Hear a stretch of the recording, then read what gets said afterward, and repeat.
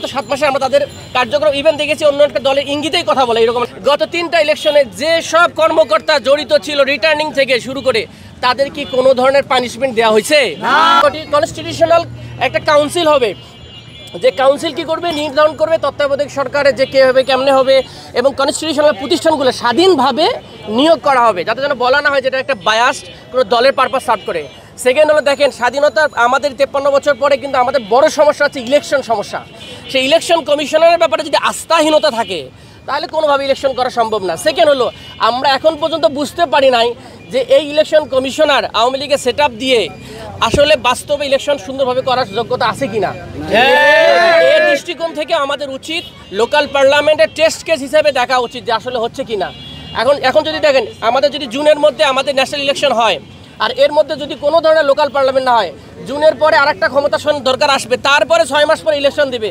চিন্তা করেন আগামী 2 বছর মোটামুটি আমাদের দেশের লোকজন কোনো ধরনের কি পাবে না, লোকাল পার্লামেন্টের সেবা, মেম্বারদের সেবা। তাহলে এই লোকগুলো যাবে কোথায়, কার কাছে সেবা নেবে? ডে টু ডে হাজার হাজার লক্ষ লক্ষ মানুষ কিন্তু এর সাথে জড়িত। সুতরাং যদি আর্জেন্সির কথাও বলেন তাহলে ইমিডিয়েটলি ইলেকশন দেওয়া উচিত। আর যদি না, যে সব দল ইলেকশন মানি না, তাহলে আপনারা বলেন কি করতে চান? প্রশাসক নিয়োগ দিতে চান? তাহলে সবাই মিলে একমিট করেন, তাহলে সব জায়গায় প্রশাসক ভালো কিছু নিয়োগ দেন। কারণ মানুষকে এই দুর্ভোগের মধ্যে রাখা উচিত না। এই জিনিসটা উপলব্ধি করে এনসিপি মনে করে জনগণের যে সেবামূলক যে কাজ সেটা রাষ্ট্র ফেল করতেছে because of the local parliament is not functioning. তো সে জায়গা থেকে আমাদের কর্মসূচি এটা অবস্থান। আমরা দেখেছি যে বাদানুবাদ করতেছে তারা, এবং আমরা সংস্কারকে সবাই বিশ্বাস করি। সেই সংস্কারগুলোকে সাথেও আমরা দেখছি ইসির অনেক সময় কথা এমন শব্দ বলতেছে যে তারা সংস্কার কমিশনকে বিশ্বাসই করে না। তারা মনে হচ্ছে কালকে ইলেকশন দিলে হয়ে যাবে, সব ঠিক আছে। কেমনে ঠিক থাকে? আমি একটা কোশ্চেন করি, গত 3টা ইলেকশনে যে সব কর্মকর্তা জড়িত ছিল রিটার্নিং থেকে শুরু করে তাদের কি কোনো ধরনের পানিশমেন্ট দেওয়া হয়েছে? এই নির্বাচন কমিশন কি কোনো ধরনের তাদেরকে জবাব দিতে আন্ডারে আনছে? কোনো স্টেটমেন্টও দেখি নাই যে যারা এই 3টা ইলেকশন ধ্বংস করে ফেললো তাদের ব্যাপারে একটা স্টেটমেন্টও দেখিনি। তাহলে আপনি জুলাই পরবর্তী নতুন বাংলাদেশে ফ্যাসিজমের ধারাকে রক্ষা করতে চান, নাকি বাংলাদেশের মানুষের আশা আকাঙ্ক্ষাকে ধারণ করে নিউট্রালি পিসফুল ট্রানজিশনের একটা পাওয়ারের একটা সুন্দর একটা ইনস্টিটিউশন হতে চান? এই ইনস্টিটিউশনটা ধ্বংস করে ফেলা হয়েছে, সেটাকে রিফর্ম যেটা জরুরি, আইনগতভাবে রিফর্ম করা জরুরি, ম্যান পাওয়ারগত যেটাকে আমরা স্ট্রাকচারাল বলি, এই দুইটা ঠিক না হলে ইনস্টিটিউশনটা ফাংশন করবে না, এটা আমরা দেখতেছি। সুতরাং সেই জায়গা থেকে আমরা বলতেছি ইলেকশন কমিশন অনেক জায়গায় বায়াসড মন্তব্য করেছে।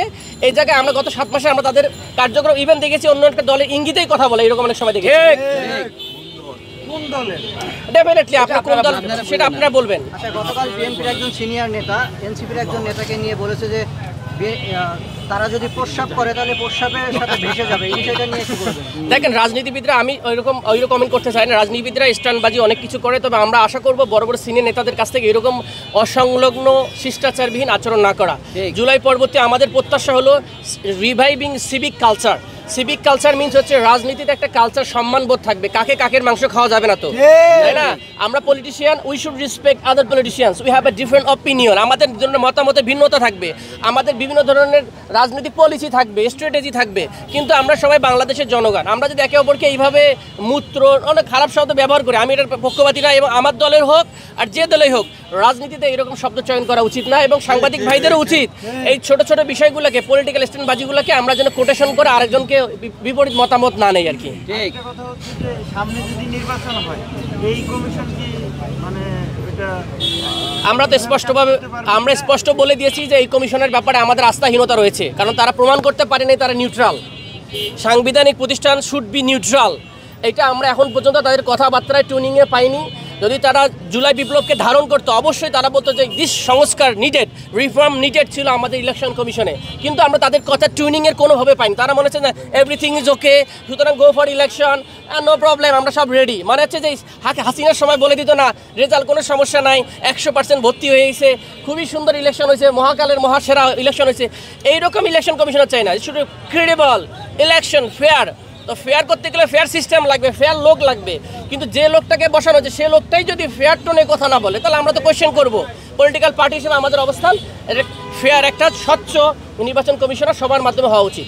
For more updates, follow us on Facebook, subscribe our YouTube channel, get the latest update on www.daily-sun.com.